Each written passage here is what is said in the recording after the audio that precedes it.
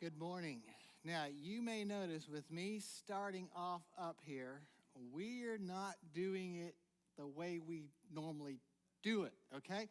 So, Craig is out of town. So, Craig, I know if you're watching, we're praying for you. For those of you who know Craig and his dad, they run their own business and they're out of town working on some equipment. Just pray he gets back soon, right? By the way, if you know of somebody who is also musically inclined, would you have them get hold of Craig? Craig is looking to see if he can find ways to expand and get the band and stuff back up again a little bit more. So if you are musically inclined or you know someone who is really interested in being a part of that, have him get hold of Craig. Craig is very interested in trying to expand things out a bit more and getting that back on track. But we miss Craig immensely. So today you get me, which means this. You get a twice as long sermon. No. Would you stand up and we're going to start this morning. Stand up for a moment, turn around, hug someone on the neck, shake hands with someone. Would you just let them know you're glad they're here? We're going to just start off this way.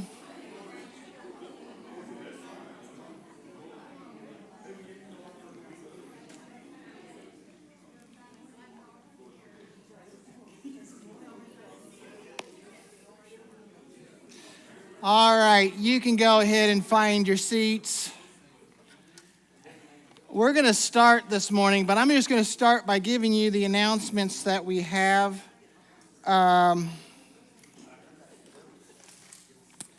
Number one, don't forget, this month we are collecting for Manna Food Bank. If you have anything extra in your pantry that is getting a little bit close to expiry date or something that you thought you were going to like and you tried one can, you bought two of them, you tried the one can, realized you didn't really like it, all that sort of stuff, bring it. We're collecting for Manna Food Bank this month, and we're just collecting for the full month. I'm excited over what has already been given. If you happen to walk through Walmart, BJ's, Sam's Club, Publix, Winn-Dixie, Aldi's, who am I missing? Grocery Advantage. Wherever you shop, just throw an extra can of peanut butter, canned tuna, canned corn, whatever it is. Just throw an extra in. Manna did say when I last talked to them that one of the things they do struggle with getting the most of is protein, things such as meats and proteins. That is always one of their things. So you know that can of Spam you bought that kind of hung out in the closet that you said, well, I have memories of it from when I was a kid, and you bought it, and you know you're not going to eat it. Bring it. We'll get it to someone who will. So want to remind you of that. Also, we're hoping to do our candy giveaway October 31st. If you would like to sign up to help, make sure there's a sign-up sheet in the back. We'll let you know more about it. Get T-shirts for everyone who's coming. If you have yours from last year still, that's great. If you need one, write it on there, and we'll make sure we get it ordered, get you a T-shirt signed up with Milestone on it so people know who you are. But if you'd like to be a part of the candy giveaway on October the 31st, that's where we're working on. Go ahead and get signed up for that. Also, life groups are on Tuesday night, 6:30. One of the best places to get to know others and to be in each other's lives are our life groups. We have two at the moment. One meets Sunday morning before church in the little room. We have another one that meets Tuesday night at 6:30. They're just good places to come. You get to know each other. That's good. And it gets you out to pray for each other, which is also good. So it's a win-win situation. Anyhow, that's where we're going to start. We're in a series this month called The Call of Duty. I'm going to sit down. I feel like if I get to preach twice as long. I get to sit down longer. We're in a series this month called The Call of Duty. Cambridge Dictionary, and I love the way they define it. Cambridge Dictionary simply defines it like this: the feeling that you should do something because it is your duty.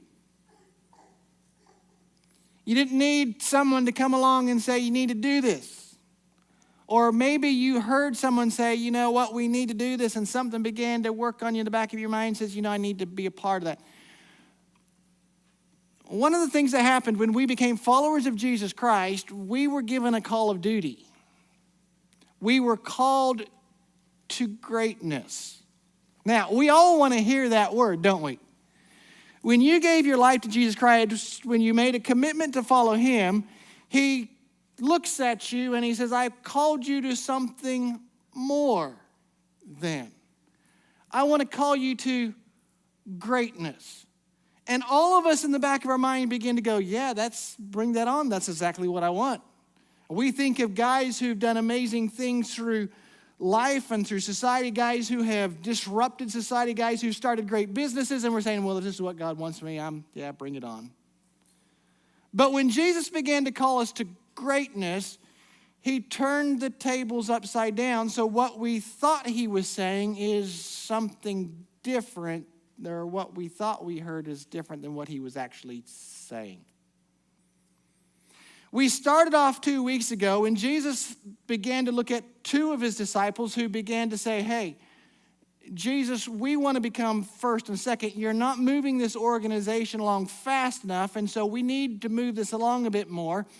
And we want to I volunteer to be second, and my brother, he volunteers to be third, all right? We'll do what it takes. And Jesus looks at him and he says, hey, the positions you're asking for require men of greatness. Do you think you can be that man? And they both said, yes, we can. And Jesus said, yes, you will, but what you're asking for, you do not know what it is you're asking for. And he calls his 12 disciples together, and he gives them this idea of what greatness looks like. Now, it is an upside-down version of greatness that does not meet with our expectations today. In fact, here's what Jesus says. In Matthew chapter 20, verses 25 through 27, he goes like this. So Jesus calls them together, and he says this: you know that the rulers in this world lord it over their people, and officials flaunt their authority over those under them. Now, we know this, don't we? Because leaders do what? Leaders lead, and they always lead from the front. We know this. In order to lead from the front, what must you have underneath you? Followers. And when a follower starts pushing upward, what does a leader do? Well, normal leaders, now good leaders stop and say, I recognize something in you and I'm going to do something. Normal leaders do this. I don't like where you're going. Let me remind you and squash you. And Jesus said, we know how this works. Leadership usually stops and says, make sure you remind yourself that I am in front and you are not. I am the one who gets the wage, you do not. I am the one who gets the title, you do not. But Jesus goes on to say this, but among you it will be different. Whoever wants to be a leader among you must be your servant, and whoever wants to be first among you must become your slave. The greatness that Jesus was calling us to flips the tables upside down. Jesus says, I am calling you to greatness, but not a greatness that stops and sees you as better than, but a greatness that will cause you to push others up. Now, last week as we started this process, we began to say the place that God calls us to be greatest in first is with our families.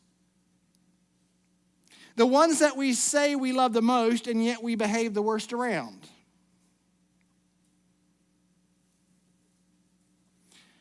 We're reminded that we are called to care for, to love, to respect, to build up, to lead others so that they can become their best. Now, if learning to serve our families wasn't hard enough, and by the way, it's the place that is probably the hardest, but it's also the place that we understand the most. For anyone who has children or who has raised children, or some of us who have grown children, we always understand this. It's not easy, but we do it because we love our kids. And we will gladly sacrifice for our kids. Not easy. It's difficult. Sometimes we know we're not what we should be, but we do it and we try because, hey, that's family. We were saying last week that in the South there's 3 things that are important: faith, family, and sweet tea. And I think the sweet tea comes first, but we understand the idea of family. But Jesus didn't stop there. He didn't just say, well, I want you to kind of be close in on your families and I want you guys to be tight. He goes on and he stops and he says, it's not enough. Greatness must reach its fingers out farther than your families. In Romans chapter 12, Paul begins to help a Roman church begin to understand that there is a need for greatness that reaches farther than simply a family. Now, in Romans chapter 12, we're going to pick this up with verse 1, and I'm going to put in a shameless plug for Tuesday night, okay? We're only going to very briefly skim across this passage this morning. Tuesday night, we're going to try to get into it a little bit more, all right? We're going to stop and try to dig into this because we don't have the time this morning. Tuesday night, well, we don't have anywhere to be except eat cookies and drink coffee, and we got all the time in the world. In Romans chapter 12, Paul is looking at the Roman church, and he says this. He starts this passage, this chapter, and he starts by saying this: and so, dear brothers and sisters, I plead with you to give your bodies to God because of all he has done for you. Let them be as a living and a holy sacrifice, the kind he will find acceptable. This is truly the way to worship him. Okay. I love this passage where Paul looks at us and he says, to those of you who say you're followers of Jesus Christ, I want you to think about how you live your lives as a sacrifice. We could almost say this, as a servant, as someone who gives of himself. Now, this way we live out, it should be a living sacrifice. He's not asking us to go out and die. He's saying, I'm saying as a living sacrifice and one that is holy. This word holy means one that is good. And I love the way he says this because he goes on to say, this is truly the way to worship him. We're going to start right there. Paul looks at the church and he's saying, guys, how do you truly show your love for God? How do you show your love towards one who gave himself for you and has done everything? How do you truly show your love and worship to him? For $19.95, I can show you. No.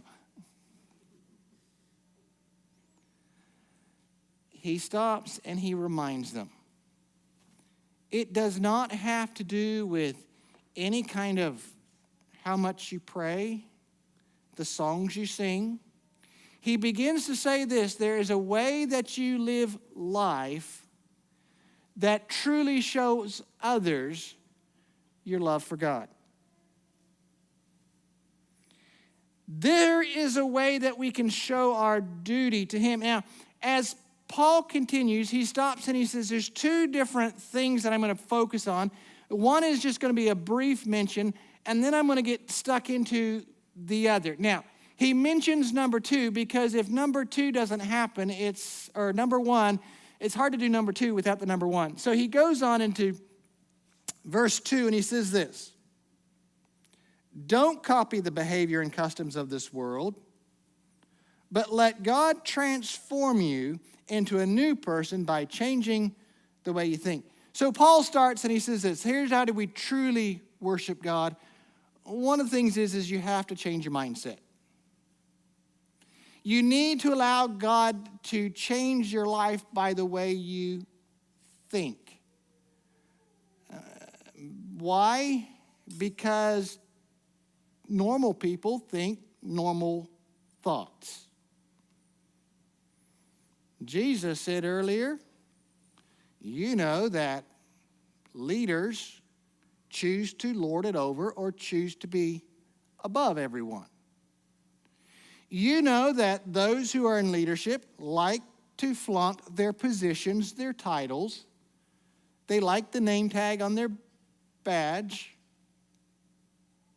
But I want you to think of leadership and greatness as something different. So as Paul is coming into Romans chapter 12, he's looking at him saying this: how do you truly worship God? It starts by a change of a mindset. We change our actions by the way we change our thinking. Now, he then goes on into where he wants our thinking to change, and it's very different. So he says this, in Romans chapter 12, verse 4 and 5, he continues with this changed thought process, and he says this: now, just as our bodies have many parts, and each part has a special function, so it is with Christ's body. By the way, when he's talking about Christ's body, who is he talking about? He's talking about us as a church. When we get together, we function. Paul says, he uses this term, like a body. So it is with Christ's body. We are many parts of one body, and we all belong to each other. Where Paul is pulling us to, and he's telling us to change our thinking pattern towards, he's asking us to, hey, what is a proper way to show God that you love Him? Change your thinking patterns by the way you think about others around you. We are told that when we've made a choice to follow Jesus Christ, when we gather together as a body or as a family, as a church, whichever word we want to use, we come together as different with one purpose. We come together, and Paul says you belong to each other. As you build each other up, as you encourage one another, as you talk to each other, Paul says you are different, but you belong to each other. Now, to put this in a way that we understand, Jesus is telling us, or Paul is telling us, that our lives are to be lived out for other followers of Jesus Christ.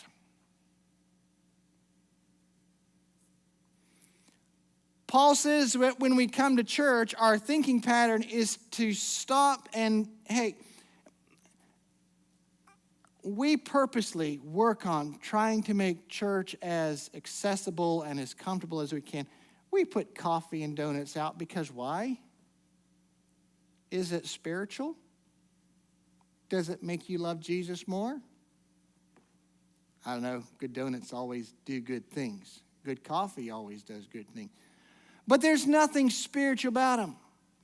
We do it because it allows us to feel good and comfortable. But sometimes we begin to assess, why do we go to church based upon what's in it for me? And Paul is saying you need to change that mindset. Church or doing life together is not simply what you get out of it, it's what you put into it. Paul is reminding us that our lives are to be lived out for others. In the same way that we are called to show love and respect in our families, Paul is saying as we get together to do life together as followers of Jesus Christ, we're to show love and respect towards others. In a sense, Paul is calling us a family. Now, we know the saying, you can choose your friends, but you can't choose your family. Why do we say that? Because your family is like my family. It is complicated. It is messy.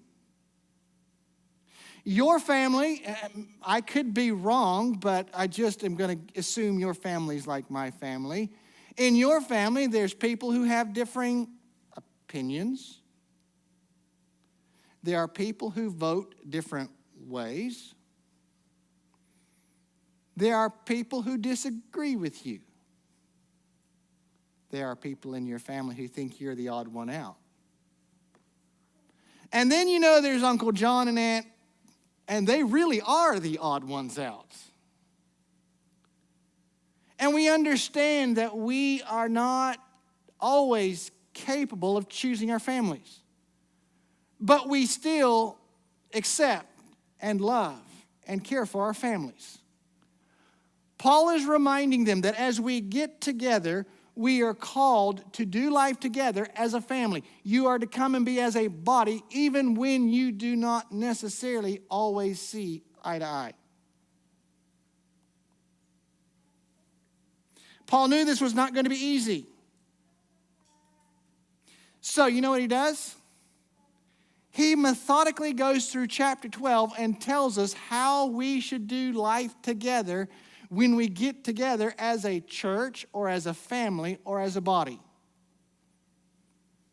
He actually gets practical in how do you show your love for God in a way that is proper.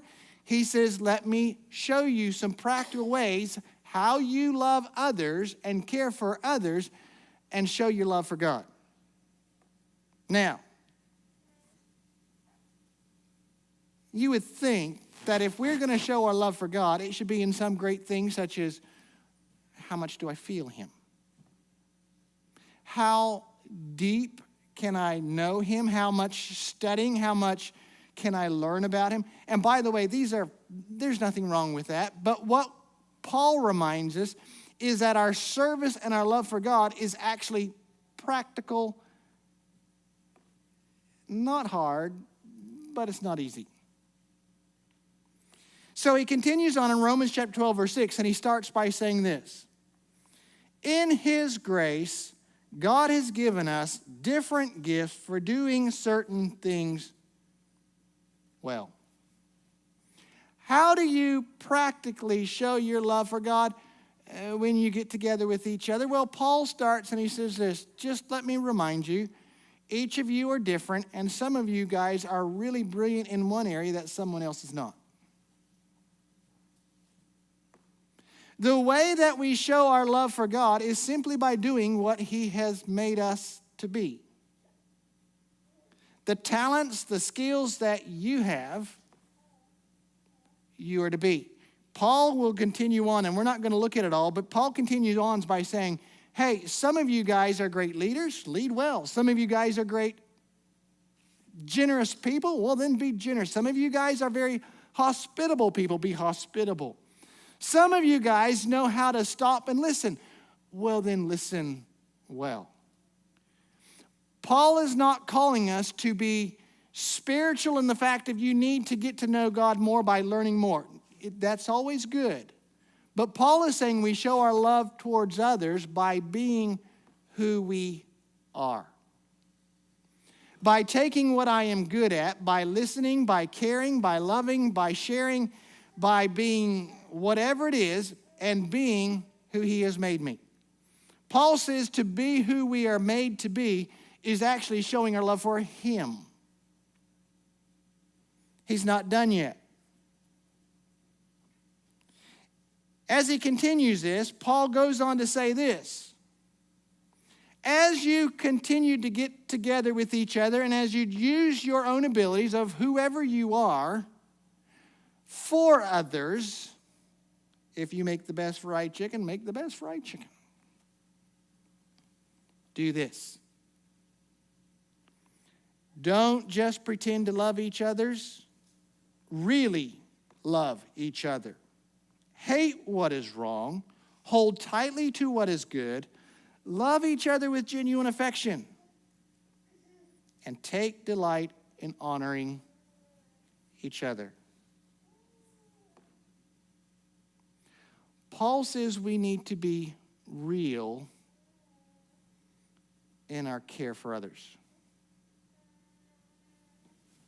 How do you show love for God?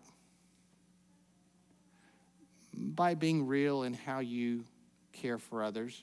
There's a little saying that says, fake it till you make it.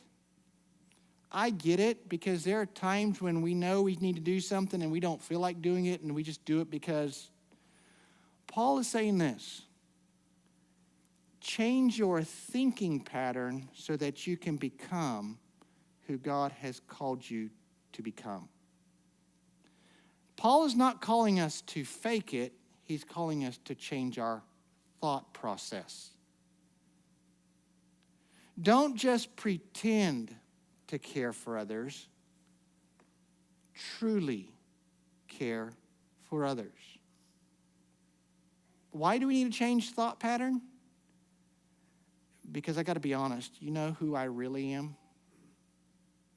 Even as pastor, you know what really goes through my thought? What's in it for me?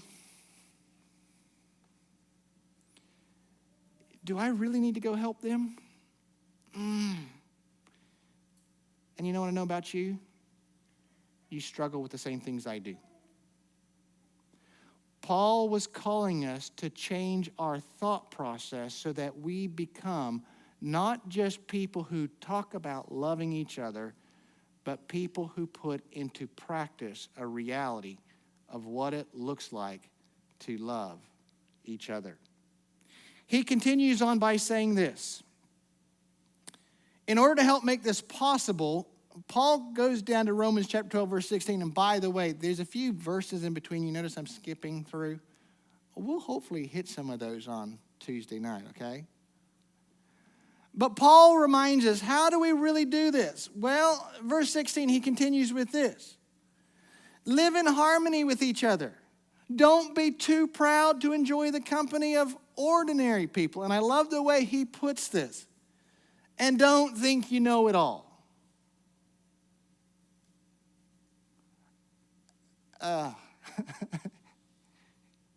Paul is looking into us and he says, guys, you need, if you're going to truly love God, if you're going to truly serve others, here's what you got to do. You got to just take the talents that God has given you. You've got to take it and then you got to be real with it. And then you got to keep your pride under control.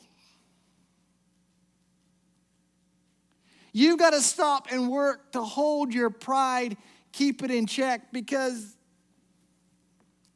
you know what I know? No one can do it as good as I can do it. I know that about you too. What you're good at, you know no one's as good at it as you are. And Paul is looking at us saying, look, God has given you skills and talents, and you may be the best there is at it, but keep your pride under check. Understand this. You cannot truly care for others if you're going, yeah, but I can do this better. He makes sure that he ends by saying this: don't be too proud to enjoy the company of, now, ordinary people, because Paul knows the way our brain thinks. I will tolerate you. Paul's saying, no, that's not the way we look at people. We care for. Don't think you know it all. One of the things that I have learned through life that I continue to try to practice is I really work, and hear me out when I say this, I really work to try to be the smartest guy in the room, but I always assume I am not. You know what I'm trying to say? I come in trying to say I want to ask questions because I want to know, what do I need to know? I want to know what I don't know. I care to be this. I like to think that I'm learning. But I always assume I am not the smartest guy in the room. I can't be. I'm trying to be, but I know I'm not. And Paul is saying this: never think you know it all. As we're getting close to the end, I want to look at one more. Paul says this: I want you to go just a little bit deeper.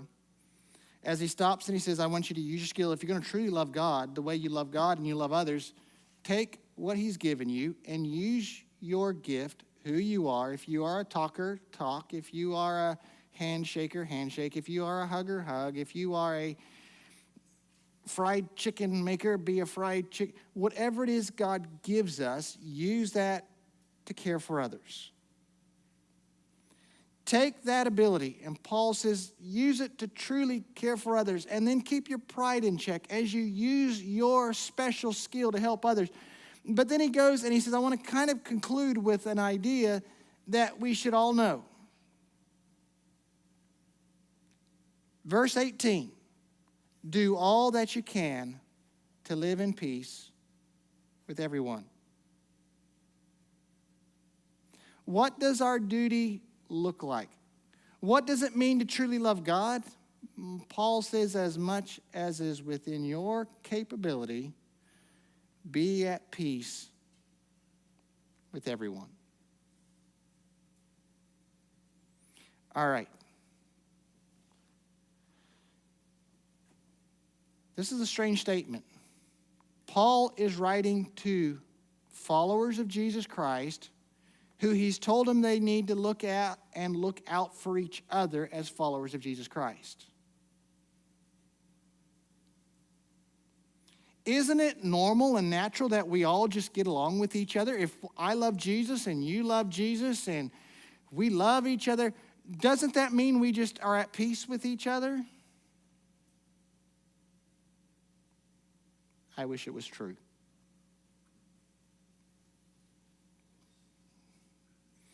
The problem is that Paul reminds us as he's closing this little section, how do you truly show your love for God? By showing your love for others. And he just makes this so practical. He's not calling us to some amazing act of sacrifice. This act of sacrifice that we're saying, well, maybe God will just say, give 15% of your income and all will be well. Or just do this and all will be well. And Paul is saying this act of sacrifice, of living a life that is holy and good, it's about simply being who God has called you to be. It's about simple living of what does a follower of Jesus Christ look like? It's so simple, but yet it is so hard because it goes against the nature we're born with. Why does Paul call us to change our mindset? Because our more normal mindset calls us into looking after number one. Be at peace with everyone. Now, as Paul is making the statement, he realizes three things. One, our goal should always be peace. Jesus said, blessed are the peacemakers.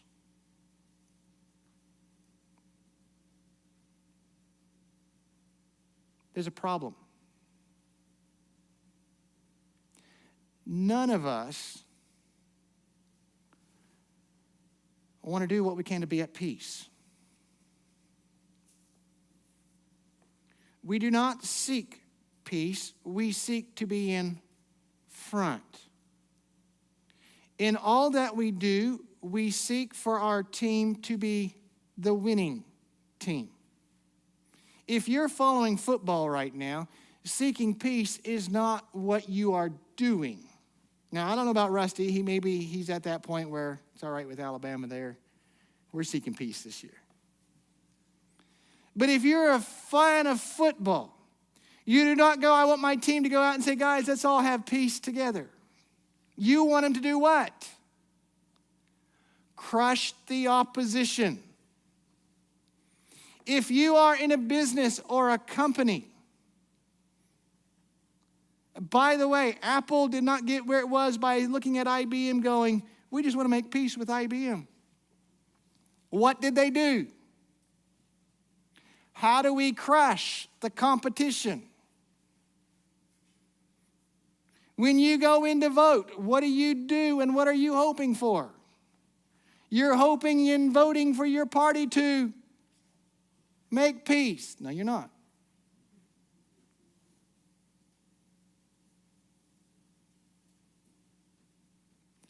The problem is that we take this and we begin to live this actual mentality out. We want to be on top. And Paul's going, the greatness that God calls us to is not like the greatness of this world. The greatness that I am calling you to is a greatness that is upside down, where it causes you to look at others and says, how can I help you? How can we be at peace? How can we solve problems?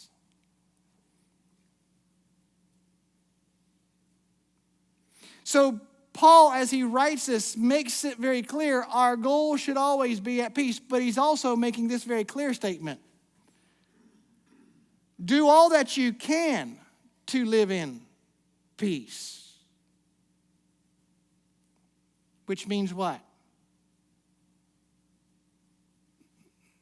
Peace is not always possible. Paul is understanding the reality that this is that there is a broken world we live in, and even as followers of Jesus Christ, as we get together, there are sometimes that our differences continue to clash. Now, he's saying your goal should always be, but he's also being real. As much as you can, be at peace. Peace is not always possible.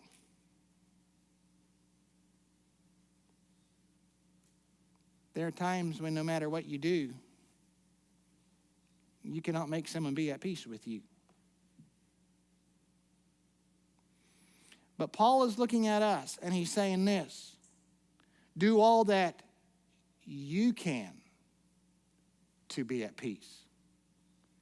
So Paul is flipping this upside down, saying not just be at peace with everyone. He's saying, I understand that peace is the goal and that you will not always be able to make it happen, but as much as it relies on you, be at peace. You cannot control someone else's behavior or their attitude, but you can control yours. You cannot control what someone else says. You cannot control what someone else thinks, but you can control what you say, and you can control what you think. You cannot control the actions of others, but you are in full control of our own actions, aren't we? And Paul is looking at us and he's saying, even as we get together as followers of Jesus Christ, we don't always get along. I just find that he's being real, he's being honest, but he says, how do you truly show your love for God? By how you treat others. Others, he says, and I'm not talking about I'm talking about those of us who say we love each other, we love God, and we're all coming to worship God together. I mean, we should all be able to raise our hands and sing Kumbaya together, shouldn't we? And Paul is saying that should be our goal. But I understand as we conclude this, he says, it's as much as is possible. Your goal should be peace, to care, to love, and respect. But peace is not always possible because you cannot control other people, but you can control you as much as it lies within you. Don't worry about the other guy. This is easy to say on Sunday morning. You guys hear me say this all the time. These sermons are easy to preach Sunday morning when we sit there and we go, okay, yeah, I hear it. But the reality is this. Life doesn't live out like it preaches on Sunday morning. Because there's always that person. Sometimes there's this person, and this person battles with himself, let alone that person who is just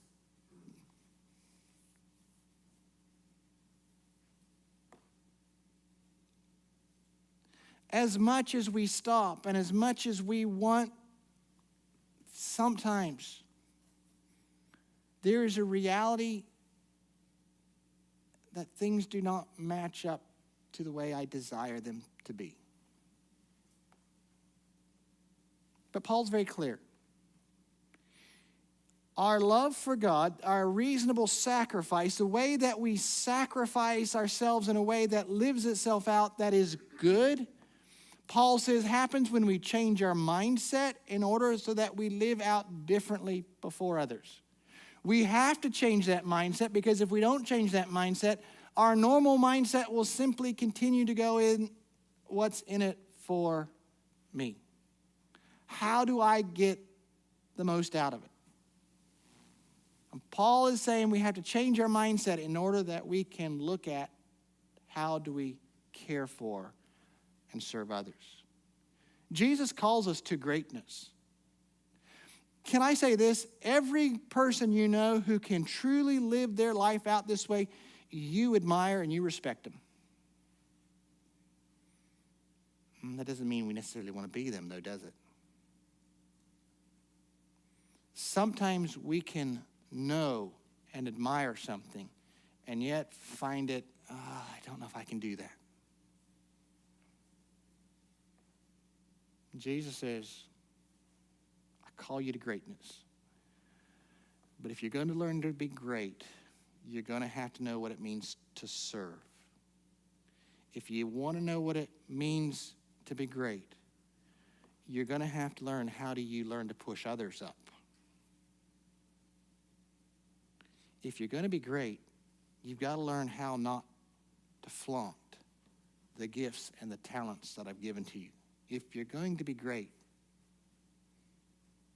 you've got to learn how to be at peace, not crush the opposition.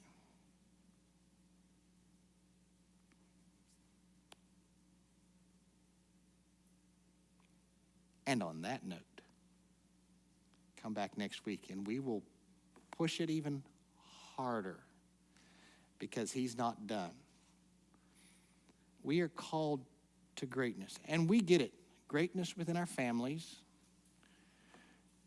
greatness with those who we are doing life together and trying to serve him and love him together. Okay, we can, but he's not done.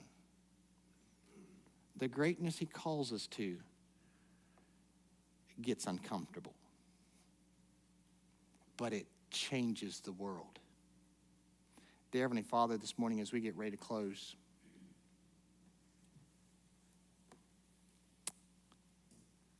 Lord, you call us to an idea of greatness that I don't understand. That's not normal. It's an idea of greatness that calls me to care for, to love, to show respect, to push others up. Lord, in times when we want to stop and we would like for just a moment to have others recognize us, he says, you need to learn to recognize them. I've given you special talents. I've given you special gifts. How do you use it to help others, to care for others, to be at peace with others? And Father, it's not easy to live out. It's one thing to say it Sunday morning in church, but to practice it Monday morning when we're dealing with someone who we know is a follower of Jesus Christ, but they just sometimes, how do we live that out? How do we care for? Thank you for your love. Thank you for watching over us. We just want to say that we love you. In your name we pray. Amen. Thank you for coming today. Oh man, you got 7 minutes before our normal timeout. I look forward to seeing you next week. Have a good one.